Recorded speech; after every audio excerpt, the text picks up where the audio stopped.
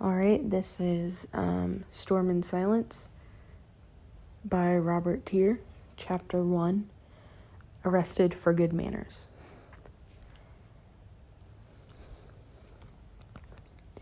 The young man's reflection glared back at me out of the shop window, suspicion etched into his roundish face.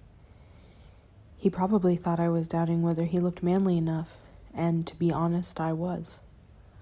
"Come on," I muttered morosely. Manliness. Give me some manliness." I turned sideways and he turned with me, thrusting his chest out at the exact same moment I did. It looked flat as a board, betraying no hint of femininity, so that, at least, was going to be no problem. Farther down, though, my eyes wandered to the young man's behind, where my Uncle Buford's old trousers bulged in a distinctly unmanly way. Yes, the young man's behind was definitely a bit too no, not the F word. Generous. That was the word. It was just a bit too generous. "Hell's whiskers," I made an impolite gesture at the young man in the window, which he duly reciprocated. Who was he trying to fool? He was no man. He was a girl, which meant that, as much as I would have liked to pretend otherwise, so was I. "I don't like you," I informed my reflection in no uncertain terms. It scowled at me, not at all pleased, but about being spoken to so disrespectfully. "It's your own fault," I scowled right back. "If you were skinnier and it didn't have so much of this," I pointed to my derriere, "then you'd look a bit more convincing in this get-up."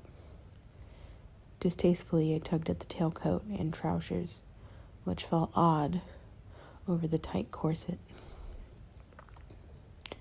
"If we get caught, it's your fault for looking so chubby. We're trying to look manly here. Couldn't you at least get a hold of a false beard or prominent masculine jaw?" A pedestrian walked by and gave me an odd look. I decided that if I wanted to appear more masculine, it was probably time to stop talking to my reflection in a shop window and be about my business. Throwing a last discontented look at the well-upholstered, tanned young man in the shop window, I hurriedly stuffed my hair under the huge heavy top hat that was part of my disguise from my uncle's wardrobe. My hair wasn't too long to be a man's, really. It only reached down to my shoulders, but not many young men had shoulder-length brown locks. Silently thanking my uncle for unknowingly providing such a monster of a hat, I turned to face my destination. It was still some way away and concealed by the thick layer of mist that obscured most of London street at this time of day, but I knew exactly where I was going. I had spied out the place days ago in preparation for my secret mission. Secret, solitary, and illegal. I stared down the street again and felt my throat grow dry. The stop in front of the shop window had been a temporary one. A last chance to confirm that I looked the part I was trying to play. It had granted me a short reprieve, but now the time had come. Blast, what if they recognize me? If they realize I'm a girl? Panicked thoughts shot through my head like bees in a beehive rattled by an angry bear. What if they grab me and God only knows what they might do? "Calm down, Lily," I told myself. "You are on a mission for all womankind. If you should fall, hundreds will follow in your footsteps." Which didn't exactly make me feel better, since that meant that they would trample over my remains.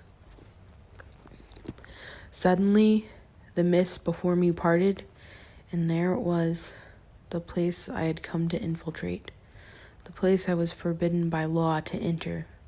White columns supported a wide, classical portico that overshadowed the steps leading up to the entrance. The door had 2 massive wings of oak and a guard beside it. Over the door hung a dark red banner proclaiming in black letters the word polling station. And I suppose that it says it all. That explains why I was here, why I was wearing ridiculous baggy men's clothes, which I had pinched from my uncle, and why I was so mad at my own reflection. That explains why I was afraid. That explains what was illegal about my plans. That explains everything. No, it doesn't? Not to you, anyway? Count yourself fortunate, then. You apparently live in a country which actually allows its female inhabitants the right to vote. Not so the United Kingdom of Great Britain and Ireland, I thought, gritting my teeth in anger. Its politicians had thoroughly deliberated on the subject of women's suffrage and had come to the conclusion that women should never be allowed to vote for the following reasons. Number 1. Women's tiny brains had no capacity for logical thought. Their emotional nature made them incapable of understanding politics. 2. If women were to get involved in politics, they would be too busy to marry and have children, and the entire human race would die out, which would be very bad indeed. 3. If women got involved in politics, they would be on an equal footing with men, thus creating the appealing condition of equality for the sexes, and putting an end to all need for male chivalry and gentlemanly behavior, which would be even worse. And 4. All government ultimately rested on brute force, since the gentle nature of women made them incapable of that. They were simply not suited for politics. Would it surprise you to hear that all the politicians who put forward the reasons on this little list were men? I had taken the time to think very long and sincerely about their arguments, finally coming to the conclusion that said arguments were complete and utter poop. I really wish I could have a private meeting with the fellow who suggested that women were incapable of brute force. Just 5 minutes alone with him in a soundproof room would do. Not looking right or left, I marched down the street towards the polling station, trying to keep my heart from jumping out of my chest. Every minute, I expected someone to raise an accusing finger and start shouting, A female in men's clothes! Grab the vile abomination!" Nothing happened. Nobody even gave me a second glance. That might, however, have had something to do with the thick fog that let one see clearly for only a few yards. Everything beyond that was just a hazy outline. As I walked on, the fog thickened even more, and for a moment, even the polling station at the other end of the street was consumed by it. Yet even without the fog, there didn't seem to be a great chance of my being recognized by passers-by. Only a few people were out on the streets, and they rushed past quickly. I hoped it would be the same inside the station. The only exception to the rule here, outside, was a large group standing halfway down the street. Although they were visible to me only as hazy silhouettes, I could tell the 2 of the men were in intense conversation. I tell you, it's in perfect condition, the older of the 2 said. His double chin wobbled as he spoke, and he made energetic gestures with his pudgy hands to underline his speech. The best of all the houses I have. Indeed. The other man sounded curt and cool. I didn't see his face since he stood with his back to me. All I could see was his lean, black figure erect as a rod of iron. Interesting that you're willing to part with it. Such a treasure. It's out of the goodness of my heart, sir. Out of the goodness of my heart. The fat man assured him. Wilding Park is a treasure, and I hate to part with it, but I know that with you it will be in good hands. I hadn't really paid attention to their conversation before, but the name caught my ear. Wilding Park. Surely not the Wilding Park. Bah. The young man waved his hand depreciatively. I have no time for this, Carmen. Oh, it's Karim. I have no time for this, Karim. Pay the man and let's be done with it. He raised a hand pointing at the fat man. However, you should remember, if you haven't told the truth, I shall be very displeased. Even through the fog, I could see the double chin of the fat fellow tremble. Karim, the money. The young man snapped his fingers. A gigantic fellow, one of the people surrounding the two, started forward, but stopped and turned his head abruptly when I took a few steps in the direction of the group and cleared my throat. Stupid. What was I doing? What was it to me if some rich chauvinist fellow got swindled and lost a few $1,000? Nothing. But then, this might be a brilliant opportunity to test my disguise.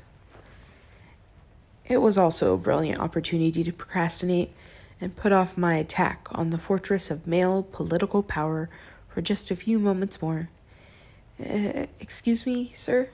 I wanted to tap the lean man on the shoulder, but the giant called Karim grabbed my arm before it even got near him and pulled me back, towering over me. On your way, you lout, he growled in some thick, uneven accent I couldn't identify. I looked at him, eyes wide. Now that he was so close, with no mist obscuring his form, I could see he was a mountain of a man, with a face as dark as his long black beard and a turban. Yes, an actual turban on his head. What freak show had I wandered into? A turban in the middle of London? On your way, I said. He growled, twisting my arm painfully. The Sahib has no time for beggars. Beggars? I was more than a little peeved, I had to say. I was dressed in my uncle's Sunday best, after all. And, all right, the clothes were 3 sizes too big for me and hadn't been used or washed in years, but still. At least he hadn't said, the Sahib has no time for girls who dressed up as men. I don't want any money from him, I retorted. In fact, I want to help him save money. Save money? Karim, let him go, now. The young man commanded, turning to look at me. The big fellow did what he said, so quickly that it was obvious he was a very obedient servant. His master was staring at me intently, but because of the fog, I still couldn't see much of him, except his eyes. You, the man said, fixing me with his dark gaze, dark as the sea, somewhere between blue, green, and gray. What do you speak of? How exactly can you help me save money? I swallowed, wishing I hadn't said or done anything at all. I could be safe in the polling station by now. Instead, I was stuck here because once again, I couldn't keep my nose out of things that didn't concern me. When I tried to step towards the man, thinking I should bow or shake his hand, the big, dark-skinned servant blocked my way and put his hand to his belt. For the first time, I noticed the giant saber that hung there. Obviously, he didn't think much of handshakes, bows, and formal introductions, so I simply spoke from where I stood. I couldn't help overhearing part of your conversation with. My gaze traveled to the fat man. Mr. Ellsworth, the man with sea-colored eyes supplied curtly. With Mr. Ellsworth, and am I right in thinking that you intend to purchase Wilding Park, sir? You are? If you don't mind my saying so, sir, I would advise against it. Why?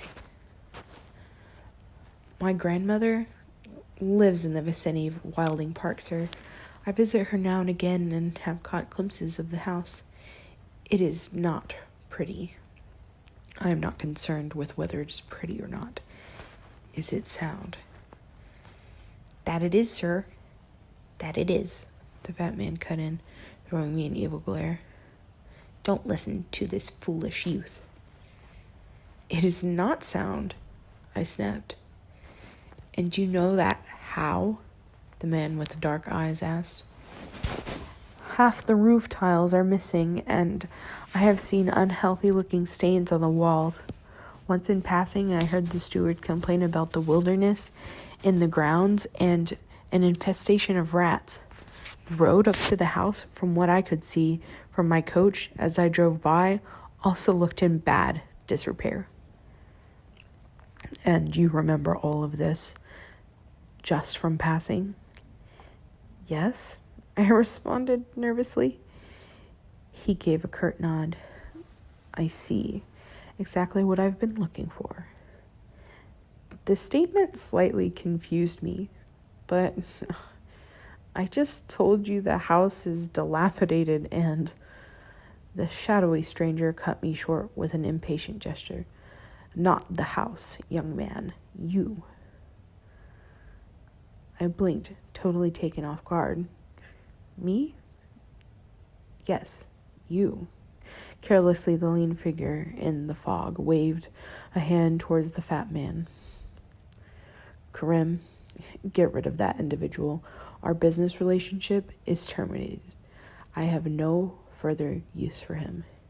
Yes, Sahib. Seizing the stunned Mr. Ellsworth by the scruff of the neck, this fellow Karim hauled him off into the mist without so much as a second to consider.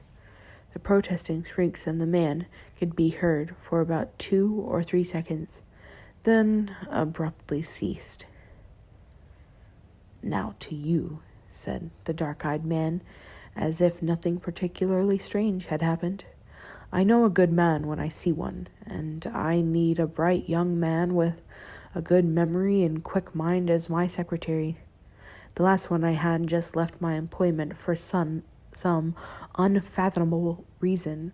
I think you would be exactly the man for that job. I managed to turn my involuntary laugh into a cough. The man for the job? Sorry, but I don't quite think that I'm the one you want, sir. Can you read and write? Yes, but do you have employment? Again, I had to work hard to stifle a giggle. No, sir, but... Well, then it's settled. Be at my office 9 sharp Monday morning. He walked forward and held something out to me. Here. As he approached, the tendrils of fog uncurled around him, and for the first time I could see him clearly. My mouth experienced a sudden, inexplicable lack of saliva. For a man, he looked quite acceptable. Hard, that is what he looked like. That was what you first noticed about him. A hard, chiseled face, like that of some ancient Greek statue. Except, of course, that all the stone statues I'd met at the museum looked a lot more likely to suddenly smile than he did. They, after all, were made of marble, which was really a quite soft kind of stone, maybe capable of changeable facial expressions. He, on the other hand, wasn't soft. He looked as though he were hewn from granite. Like most of his fellow statues in the museum, he wore no beard. Against the current fashion, his face was meticulously clean-shaven. making it appear even more angular and stark. And then finally, there were his eyes. His dark blue-green eyes that I had already seen through the mist. They were dark pools of immeasurable depth, pools you could drown yourself in and never again come up for air. All right, all things considered, he probably looked slightly better than just acceptable. I instantly and absolutely mistrusted him. I disliked all men as a matter of principle, but handsome men, especially ones with a strong chin and overbearing manner, were at the top of my things to exterminate to make this world a better place list. This particular specimen of manhood in front of me looked like just the kind of fellow who might have come up with a brute force argument. "Hello, young man. Are you listening to me?" I shook my head, trying to chase away my wandering thoughts and concentrate. I was in disguise. This was a test, and I had to act accordingly. Yes, I am," I stuttered. "You just surprised me, sir. I must admit," I added truthfully, "that it's not every day I get an offer like that." "See that you're not surprised too often when you are in my employ," he said, without moving a muscle of his angular, stony face. "I have no use for baffled fools standing around gawking for no good reason." Fools, was it? His capacity for politeness seemed about equal to his ability to force a smile on that statue face of his. I had a sudden, mad urge to ask him what he thought about point number 4. Maybe it really had been him. Again, he stepped close and jerked his hand forward. "My card," he said, his voice curt and commanding. Only then did I notice that he was holding out to me a small rectangular piece of cardboard. I took it and examined it. In clear, precise lettering, without embellishment, were printed the words, "Rickard Ambrose, Empire House, 332, Lindenhall Street." Nothing else. No titles, no embellishments, no profession. I looked up at him again. "Ambrose, Like the stuff the Greek gods used to eat for breakfast." Well, he certainly looked good enough to eat, I thought as my eyes swept up and down his lean form appreciatively. No, what was I thinking? I didn't want or need men. I didn't need anyone who thought my brain was too small to understand politics. Thank you very much. I was a proud suffragette and should be thinking about promoting women's rights, not the contents of men's tights. Did men even wear tights under their trousers? I would have to ask my twin sisters about that. They would probably know from personal experience. "Don't be late," he added, his dark eyes flaring. "I don't tolerate tardiness." Then, without a further word, he turned and vanished into the fog, his long black coat flapping behind him. The others who surrounded him silently followed, as if he were the center of the little solar system, and they all revolved around him. I stared after him, flabbergasted. The nerve of the man. He didn't even wait to hear me say yes or no. He just left, expecting I would do his bidding. Who was he? Some industrialist with too much money for his own good? No, that didn't fit. The cut and coloring of his clothes, which was very simple, sleek, black from head to toe. So, was he just a simple tradesman? But then again, he had all those attendants with him. That suggested someone important. Maybe he was a government official. I snorted, staring intently at the card. Yes, that would fit. One of those fellows who were to blame for me being out here in this strange get-up in the first place. I should just chuck his card away and be done with it. It wasn't as if I intended to go there on Monday. I hesitated for a moment. Then I pocketed the card and turned to the polling station again. Why was I feeling so annoyed? I should be happy. This had been an excellent test. I had been in the company of one of the most masculine men I'd ever met, and he hadn't noticed I was in fact a girl. Great job. Yet, deep down, I knew exactly why I was peeved. It was because I had been in the company of the most masculine man I'd ever met, and he had absolutely and completely not noticed that I was in fact a girl. Be sensible, I chided myself. A moment ago, you were worried about looking too feminine. Now, you've been proven wrong. Problem solved. Yes, there was definitely no reason for me to feel annoyed. No reason at all.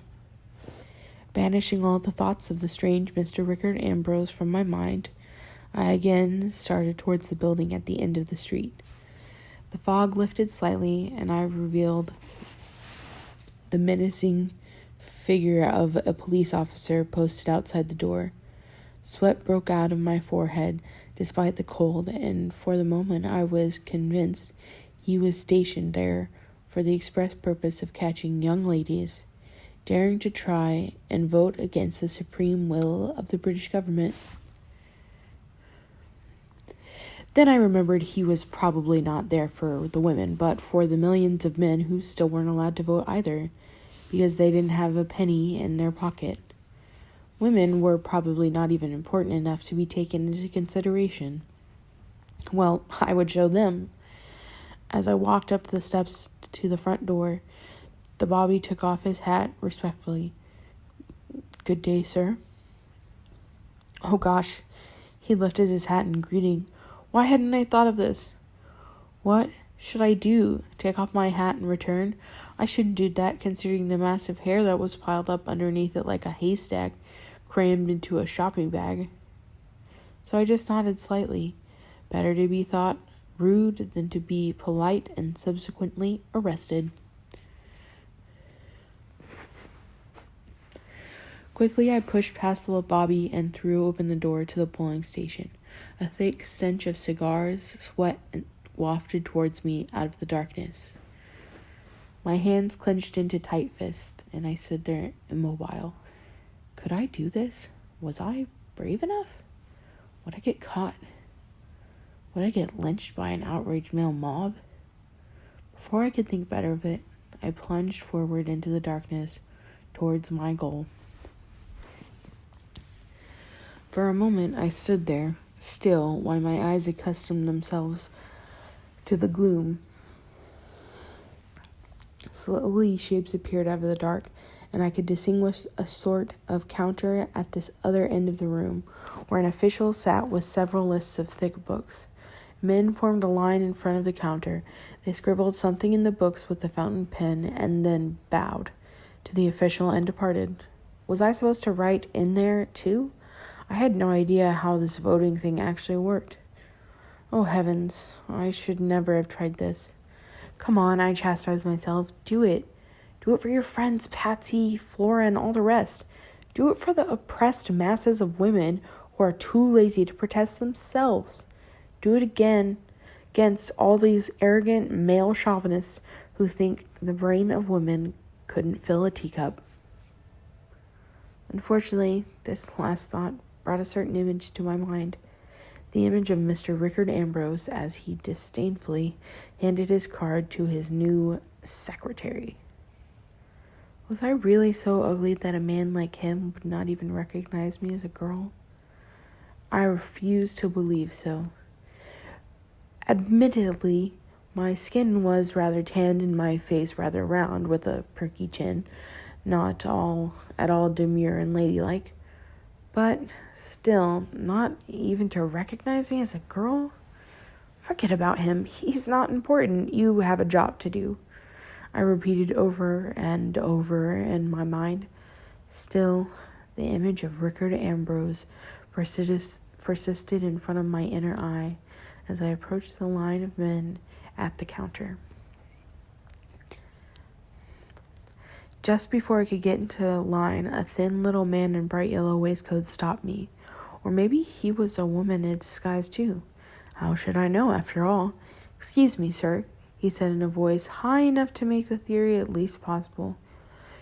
"You will have to show me your passport." I breathed a sigh of relief. At least this was one eventuality I had provided for. At a dinner party, I had heard the gentleman once talking about the government introducing this measure. You had to show your passport when you voted to prove who you were. So how could I try and vote, you may ask yourself? Well, I had pinched my uncle's passport. Why not? I had already taken his trousers, jacket, waistcoat, and top hat, and it wasn't like he wasn't going to vote. He never left his room except to work and complain about things. Of course, here. With fluttering fingers, I removed the rectangular piece of paper from the pocket and folded it. The little man took it and looked at it without really paying attention. "In His Majesty's name, passport for the person of the name, Buford Jefferson Brink, signed by," and so on and so on. "Yes, all appears to be in order." He handed the document back to me. I quickly tugged it back in my pocket. "Please continue, Mr. Brink," he said, gesturing towards the line of waiting men and already looking somewhere else, having lost all interest in yours truly. That was fine by me.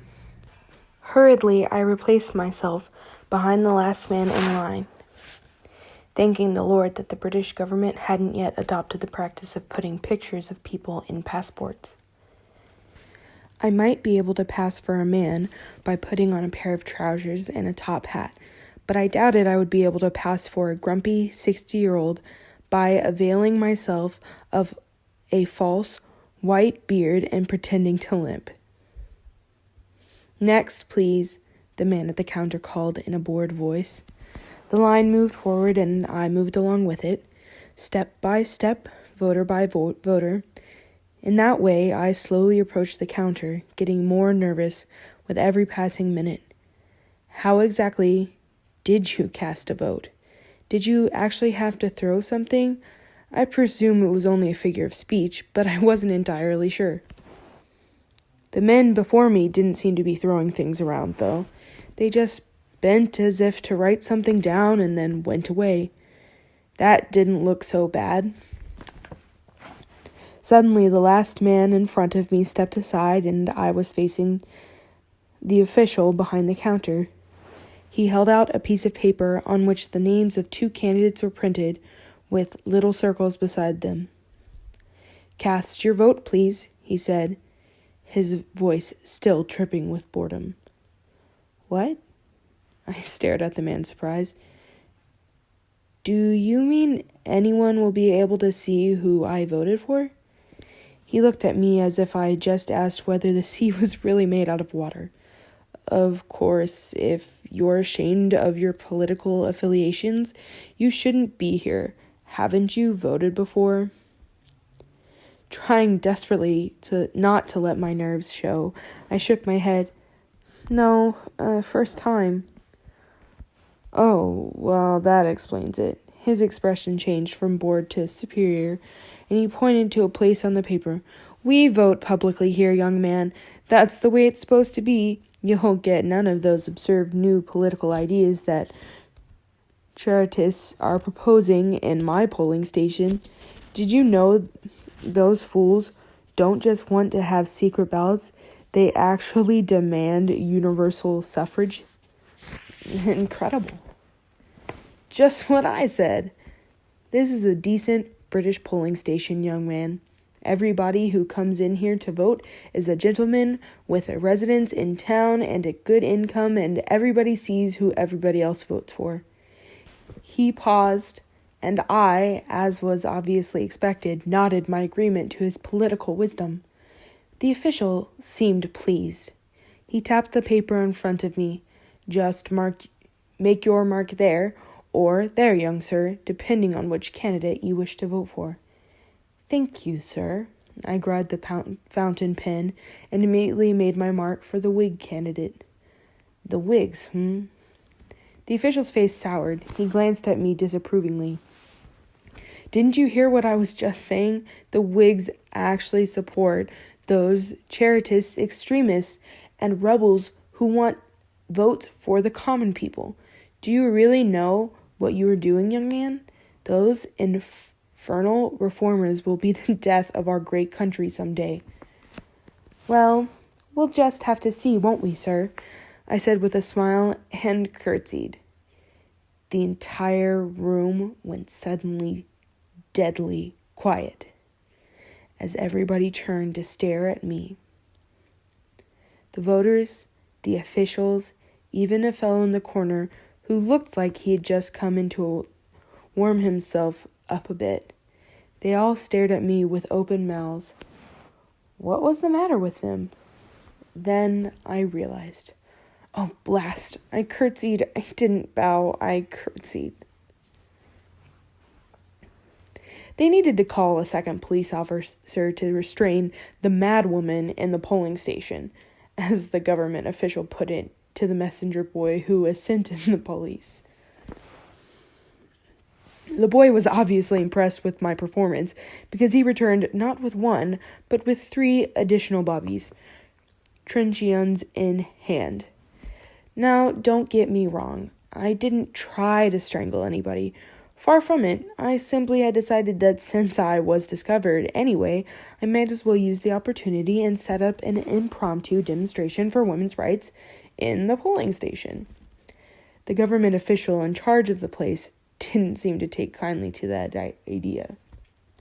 Thus, it was that at 9:30 a.m. on the 22nd of August, 1839, I was dragged out of an inconsequential polling station in the middle of London, with the firm assistance of 4 protectors of the people.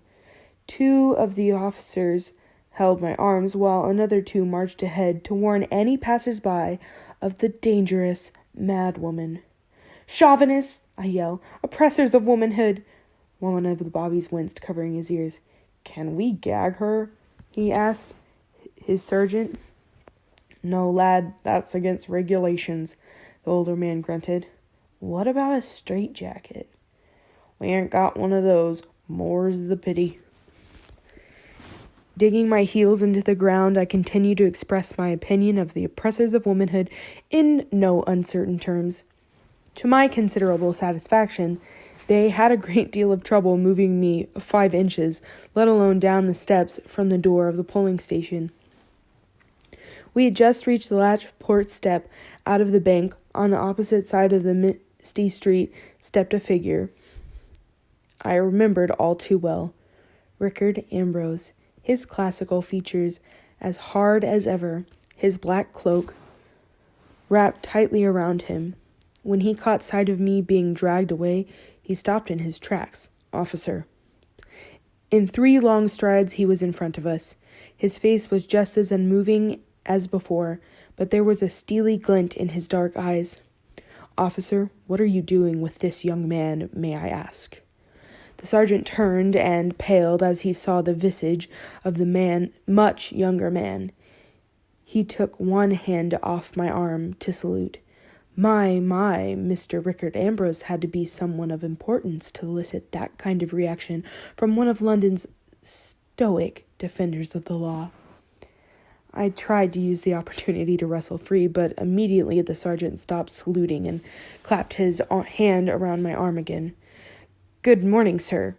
Mr. Ambrose, sir," he said, trying to stand at attention while not loosening his grip on yours truly. Sir, if I may ask, what young man are you speaking of?"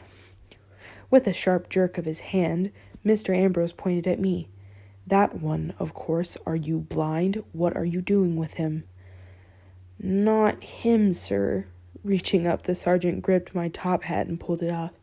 So my chestnut bob cut was free and tumbled downwards. "Her. That's a girl, Mr. Ambrose, sir." The expression on The face of Mr. Ambrose at that moment was quite possibly the funniest thing I had ever seen in my life. His stone face slacked, and he gaped at me like he hadn't seen a single female before in his entire life. "Something wrong, sir?" the sergeant inquired dutifully. When no answer was forthcoming from the stupefied Mr. Ambrose, the sergeant shrugged and made an awkward little bow. "Well, if you'll excuse us, sir, we have to take this one." He nodded at me like he would at a rabid horse. "Away to where she belongs. Maybe a night in the cells will teach her not to do what's only for men." "Aye," one of the constables chuckled. "Women voting. Who ever heard of something like that? Next thing you know, they'll want decent jobs." His colleagues laughed at his joke and started dragging me to the police coach standing not 20 yards away. In that moment, I made a decision.